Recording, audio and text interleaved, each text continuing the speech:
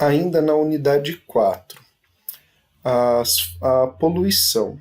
Lembrando que é apenas um resumo, uma explicação simplificada de poluição.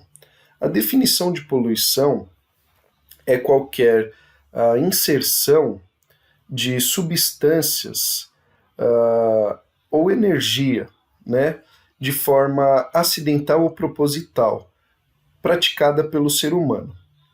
Então, poluição é uma alteração ambiental causada por alguma ação humana, como, por exemplo, a queima de combustíveis fósseis, a utilização de agrotóxicos, o descarte inadequado de resíduos, e essas ações humanas podem ocasionar alterações negativas no meio ambiente, alterando aí, prejudicando a vida de seres vivos e até mesmo do próprio ser humano. A poluição do ar, ela pode ser provocada pela queima de combustíveis fósseis como carvão mineral, gasolina, diesel ou algum derivado do petróleo. Ela também pode ser provocada pela suspensão de partículas, poeira, por exemplo, e pode ser provocada pela agropecuária. Então, na agricultura se desmata, desmatando, o carbono preso nas árvores volta para o meio ambiente e o carbono que seria consumido por essas mesmas árvores permanece no meio ambiente. E na pecuária também há o desmatamento e também há uma produção excessiva de gases metano, do gás metano, que também é um gás do efeito estufa. Então, a poluição do ar, ela está diretamente ligada ao fenômeno do aquecimento global, que é o aumento na temperatura média do planeta que provoca alterações climáticas. A poluição do ar, ela pode ter várias consequências na vida do ser humano, como doenças respiratórias, rinite, sinusite. Essas doenças são provocadas aí, em sua maioria, os sintomas ficam mais graves devido à poluição do ar.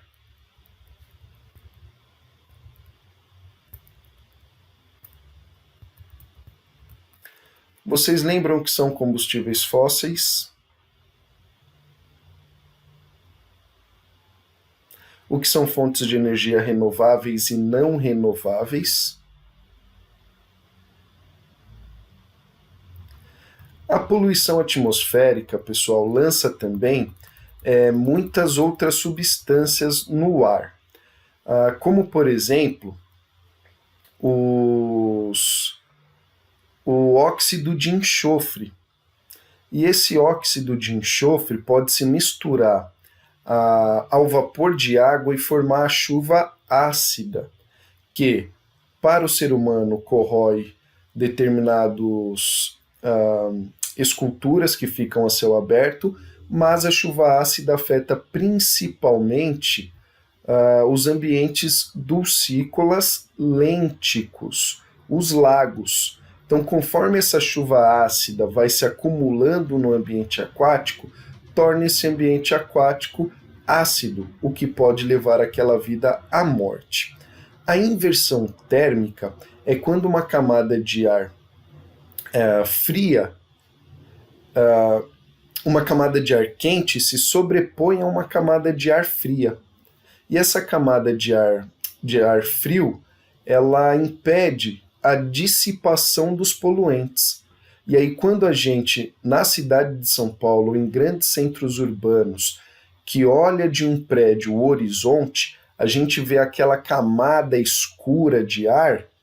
Em determinados dias, essa camada está ainda mais intensa.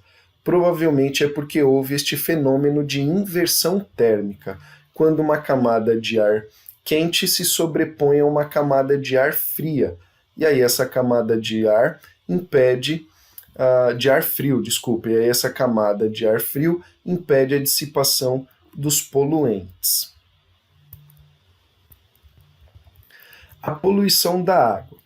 A poluição da água também tem inúmeras fontes.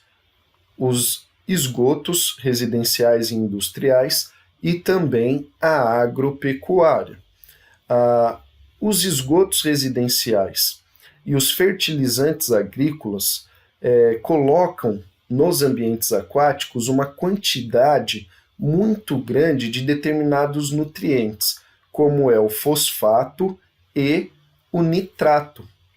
Esses nutrientes servem de alimento para as algas microscópicas desses ambientes aquáticos. Essa alga microscópica, tendo mais nutrientes, vai se proliferar muito mais e muito mais rápido, provocando um fenômeno chamado eutrofização, ou floração das algas. Este processo ele não é benéfico para o ambiente, ele promove um efeito dominó. O que vai acontecer? A quantidade excessiva dessas algas forma na superfície desse ambiente aquático um tapete, e aí começa o efeito cascata.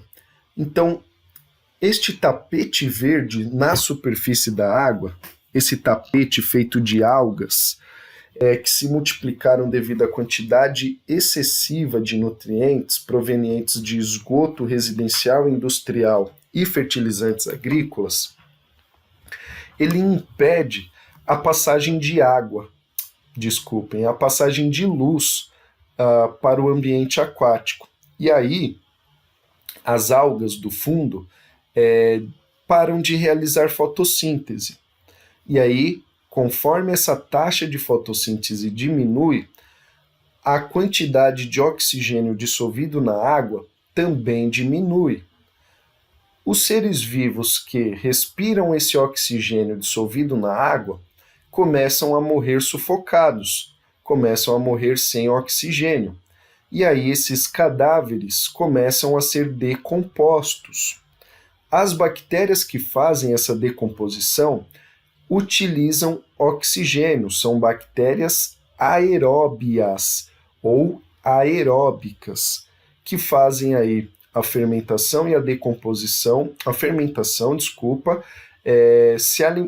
utilizando oxigênio, o que diminui ainda mais a taxa de oxigênio dissolvido na água, o que leva os outros seres vivos, que consomem menos oxigênio, à morte. E aí, futuramente, esse efeito dominó, esse efeito cascata, pode levar a vida aquática à extinção, o que não afeta apenas a vida no lago, no ambiente aquático, afeta também os seres vivos que dependem daquele ambiente aquático para sobreviver, que é o caso de algumas aves que se alimentam dos moluscos e dos peixes desses ambientes aquáticos. Então, para evitar a eutrofização, o que é recomendado fazer? 100% de saneamento básico, tratar todo o esgoto residencial e industrial.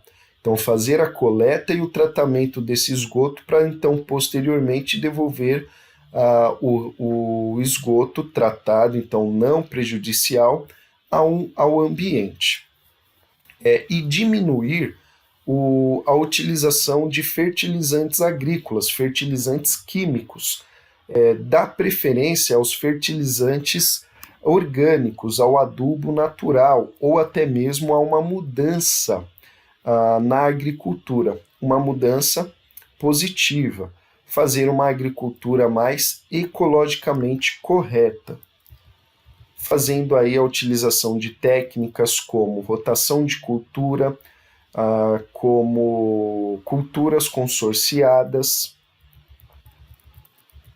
Assim diminui a quantidade desses nutrientes no ambiente aquático e diminuindo a incidência, a ocorrência, desse fenômeno chamado de eutrofização.